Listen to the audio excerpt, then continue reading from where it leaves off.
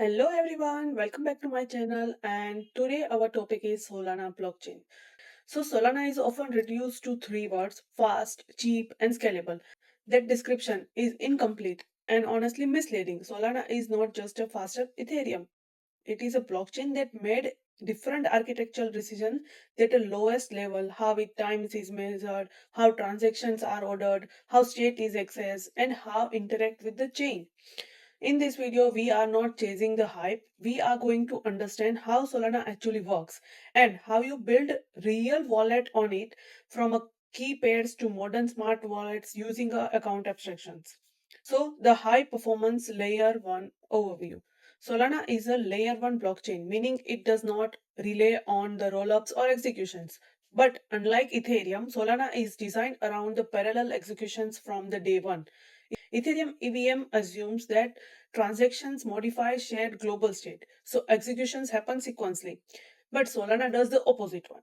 It assumes that the most transactions do not touch the same state, and it allows them to execute in a parallel as long as account access does not conflict. Another critical difference is Solana does not use the EVM. There is no concept of externally owned account versus the contract in the same way. On Solana, wallets do not contain balances, wallets do not contain logic, wallets simply control accounts cryptographically. These distinctions will matter a lot later when we talk about smart contracts. So Solana is a high performance layer 1 blockchains and optimized for parallel executions, account based runtime, not with the EVM, and wallet cryptographic control over accounts. So next topic is why Solana exists. So it's the Ethereum optimized for decentralized first. So Ethereum made a very deliberate choice: optimize for decentralized and security first, even if performance suffers. That decision gave us an extremely robust system, but it's also introduced limitations, like transactions must be executed sequentially, gas prices fluctuate widely under a load, user must manage gas, nonce, and the chain state manually. Solana exists because there is a belief that performance and usability could be improved without sacrificing correctness.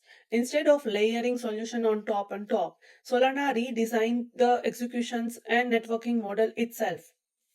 So here's the model, like throughout limited by sequential execution in Ethereum.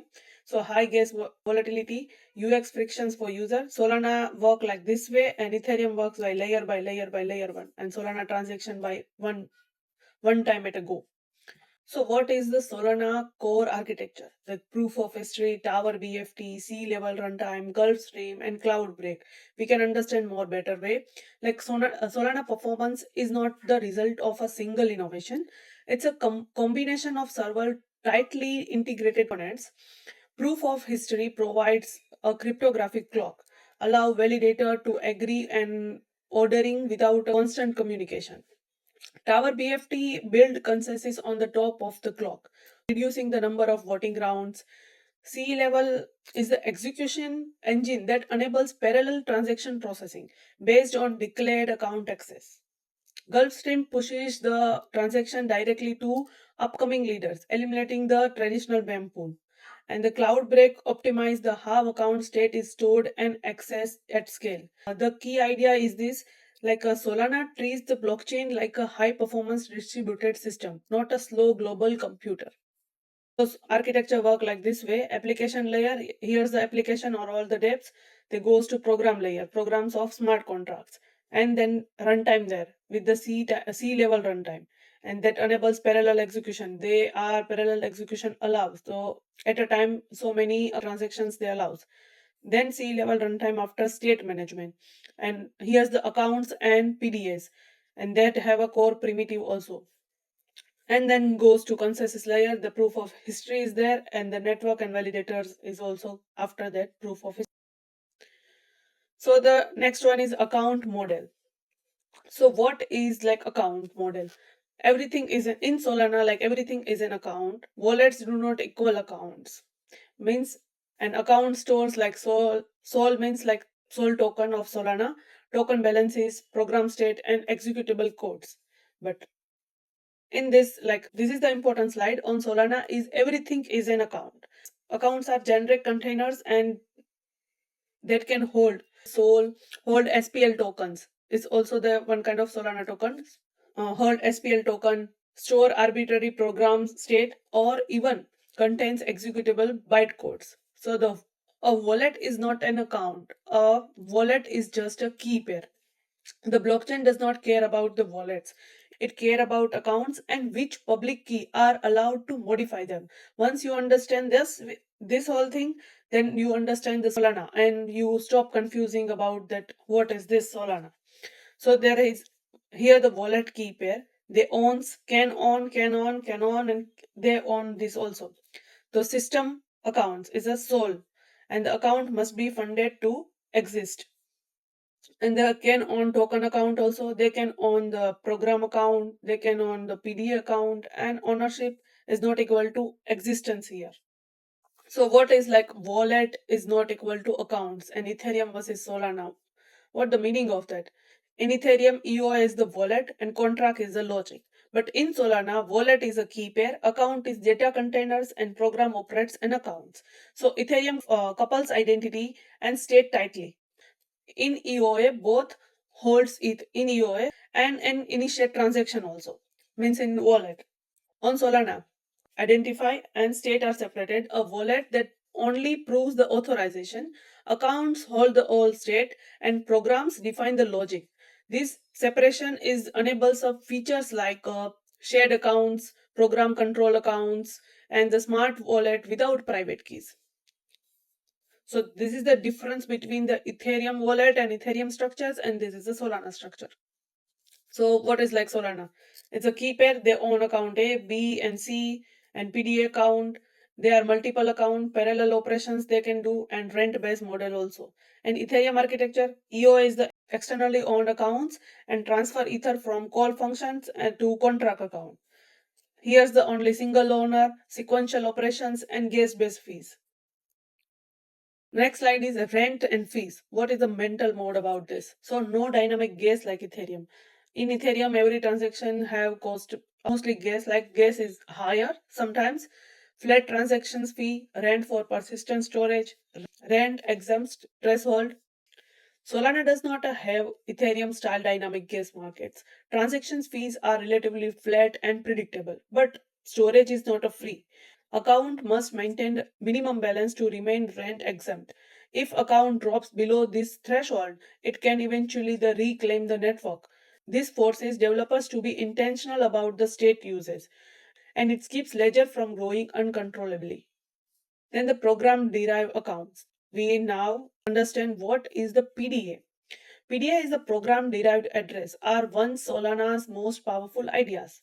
PDA is an address that is deterministically generated, has no private key, and can only be controlled by a specific programs. This means programs can own accounts without a human ever holding a secret key. PDA are the foundation of vaults, multi-sig systems, DAOs, and the smart wallets. So that is related the PDA, that it is a deterministic address, no private key controlled by programs, and foundation for the smart wallets. So here's the PDA work, program ID, seeds, and bump value. The derived process has functions and the result PDA address, and also the deterministic but the non-reversible.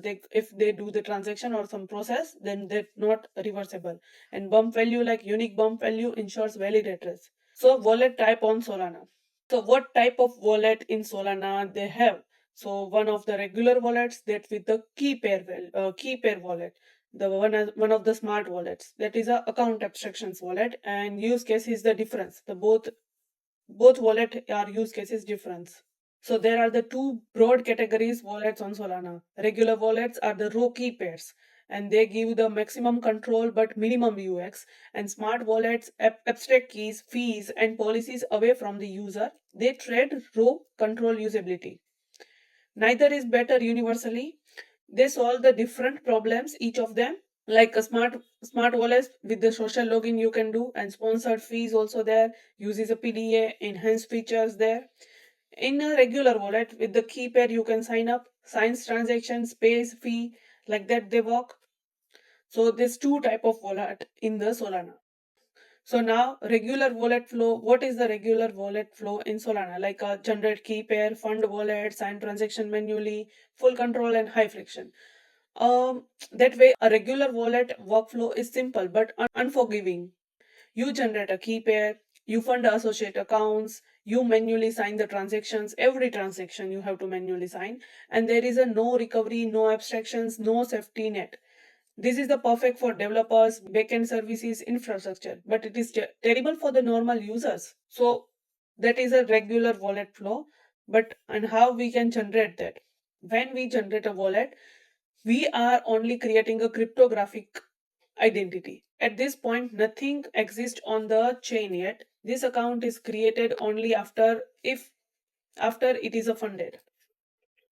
At this point, nothing exists on chain yet, but the account is created only after it is funded. This distinction is critical and often misunderstood. Like we can generate a wallet with the React, like cons wallet keypad generate and console, that they give the public key. You can generate in the your terminal, your bash, anywhere. The next is RPC and network connection. So how the work with that? RPC nodes are how application interact with Solana. RPC means like they have application interact with the Solana. So they fetch account state, submit transactions, and track confirmations. Choosing a reliable RPC infrastructure is not a optional in productions. It's directly affect the UX and correctness. So that RPC gateway to Solana and read state, send transaction, and confirm execution. The how that work? If application, the API calls, and here's the Alchemy RPC. So they optimize requests for the Solana validators here. They rate limiting also, request optimizations and connection pooling also here, and load balancing, health checks, failover handling also. They do by the Alchemy RPC. The next is funding and the airdrop. So what is like on a DevNet, airdrop simulate real funding. Like airdrop means you send the fund from this one account to another account. So airdrop simulate the real funding without funding. Accounts do not exist, transaction cannot execute, rent exemptions is impossible. This reinforces Solana's core principle. And in this, state must be paid for. So this is used for DevNet only. Funds account enable rent exceptions and required before transactions. So you can fund the wallet, and DevNet only means you want to test and check something on your contract or your wallet, then you can use. And now next is the transactions lifecycle. How that in the Solana, how the transaction lifecycle works. Transactions on Solana are explicit and structured. You build the instructions, you bundle them into transactions, you sign once, and the network execute automatically. This design enables a batching, parallel executions, and composability. And how that work? Here's the instruction is going. In this, like program execution, data modification, and state changes happen, and then bundle all the transactions and transaction assembly, and the fee calculation is there, and serialization. The transaction number are serialized, and then generated a signature. That signature is a key pair for signing, transaction oath, and the nonce inclusion also here. Then signature verified by the validators, verified, and they goes to validators, validator network validation check, consensus check, and block inclusion. And after validate confirm, the finalized happen, immutable state, network agreement, and historical record also. Here we talk about the regular wallet. So what is the limit of the regular wallet is there? Regular wallet expose too much complexity to users. Seed phrase are fragile, gas management is confusing, one mistake and that irreversible. This is the why consumer apps cannot rely on the raw wallets alone. So that is not a consumer friendly. So that is a regular wallet is not best for the consumer friendly. And then now is the smart wallet. Smart wallet, it's a account abstractions wallet. Smart wallet move complexity away from the user. User authenticate, apps handles keys, and fees can be sponsored. Behavior becomes like programmable. This is not a custodial by default. It's an abstract ownership. So how that work? The user login with the auth provider. Auth provider means we can log in a smart account or account abstractions wallet. We can log in with via social login, passwordless auth, or multi-factor authentication also. Then it was provided smart accounts like have a PDA. In PDA based account, fee sponsorship. like in a wallet 4337, or like about the paymaster thing, they guest sponsored by paymaster, that thing, like user cannot pay the fees of the guest, but here the fee is sponsored.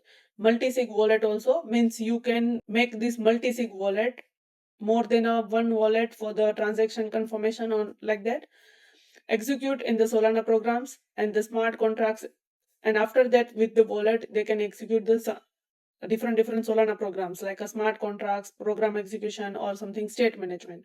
Then the next is smart wallets internals. So internally smart wallets combined with the cryptography, program logics, and access policies. Instead of the one private key, you can get a layered control and recoverability. So like MPC and pass key is there in the smart wallet, PDA is there, session key is there, policy based executions is there.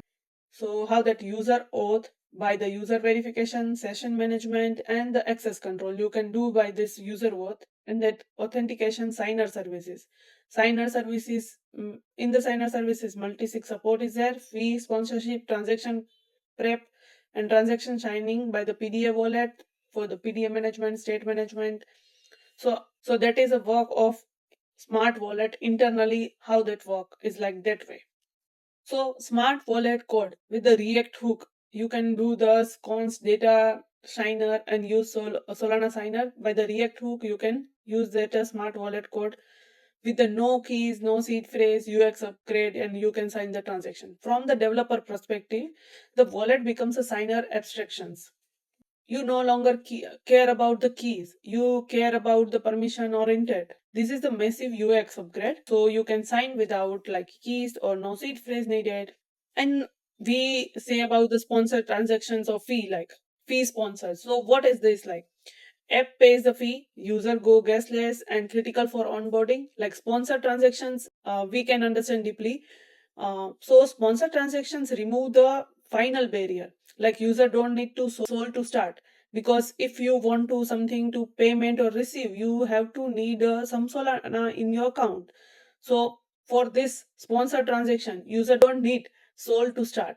Apps can onboarding instantly. Like this essentials for the game, social apps, and the payments also. Then we can see the difference between the regular and the smart wallet comparison, their features, how they work with the regular and the smart wallet. So first we understand that in the keys, the regular wallet that managed by the user, and here the abstracted fees also user, here the sponsored in the smart wallet.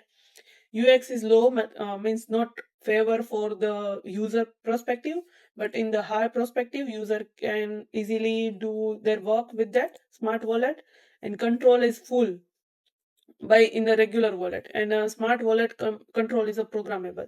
So the regular wallet maximize control, but smart wallets maximize usability. So the right choice depend on the who your user is and the what problem you are solving.